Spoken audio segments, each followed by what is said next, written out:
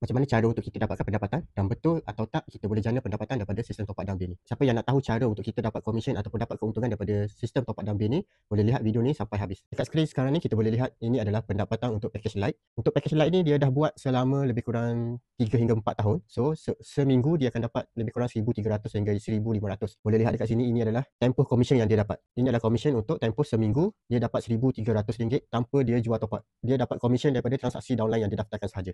So ini adalah hasil pendapatan untuk package light. Dan bulan 12 dia daftar satu lagi akaun untuk package pro dan dia daftar downline yang sama. Maksudnya dia tambah downline untuk package pro dan dalam masa yang sama dia tambah juga untuk package light. So saya akan tunjuk untuk komisen package pro, yang ni adalah untuk package pro dia. So kita akan lihat berapa komisen yang dia dapat. So untuk kita check komisen, kita boleh klik dekat bahagian report. So kita lihat bahagian bawah, boleh lihat dekat bahagian rebate commission from downline. So ini adalah untuk 13 hari bulan 4. So downline buat transaksi, downline tu akan dapat keuntungan yang sama mengikut package downline. So pada 12 hari bulan semalam, untuk 12 hari bulan dia dah dapat RM16 sehari. Yang ni pendapatan sehari. Bayangkan dia baru ambil package pro ni pada bulan 12, lebih kurang dalam 4-5 bulan. So sehari dia dah dapat komisen sebanyak RM16 sehari. So kita lihat 11 hari bulan, dia dapat sebanyak RM15 sehari. 10 hari bulan, dia dapat RM13. 9 hari bulan, dia dapat RM19. So itu adalah komisen daripada transaksi downline. Tak termasuk lagi keuntungan yang dia jual sendiri. Ini hanya komisen daripada transaksi downline yang dia daftarkan untuk guna sistem top up ni. Dia dapat komisen sebanyak RM19 sehari.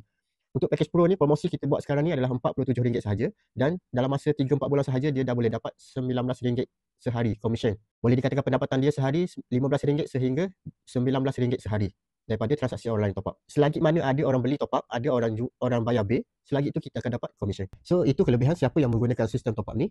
Bukan sahaja dia dapat keuntungan jual top up, keuntungan bayar bil, dia akan dapat komisen daripada transaksi downline. Downline ni maksudnya ejen pro ni dia daftarkan semua customer yang nak beli top up tu sebagai downline dia di bawah package pro. Dan setiap kali downline dia tu ataupun customer dia buat transaksi, dia masih dapat komisen. Bezanya dia tak perlu jual kepada customer direct. Dia tak perlu nak jual top up kepada customer, dia just daftarkan dan ajar downline macam mana cara untuk buat transaksi, dan downline tersebut dia boleh jual top up, dia boleh buat servis bayar bil. Bila downline tersebut buat sahaja transaksi, untuk package pro ni dia dah dapat komisen. So itu kelebihan package pro. Awal video tadi saya dah tunjuk juga package light pun dia boleh daftar downline dan dapat komisen sama seperti pro. So bezanya hanya kalau package pro ni dia dapat keuntungan lebih tinggi, so dia boleh offer package yang lebih tinggi kepada downline dia. Package light pun boleh offer, tapi sebab package light tu sendiri dia dah dapat keuntungan yang rendah, so dia boleh dapat sedikit sahaja komisen daripada transaksi downline. So siapa yang nak dapatkan sistem top up ni, ada apa-apa pertanyaan lanjut, boleh klik link WhatsApp yang saya dah sediakan dan boleh terus tanya saya jika ada apa-apa pertanyaan.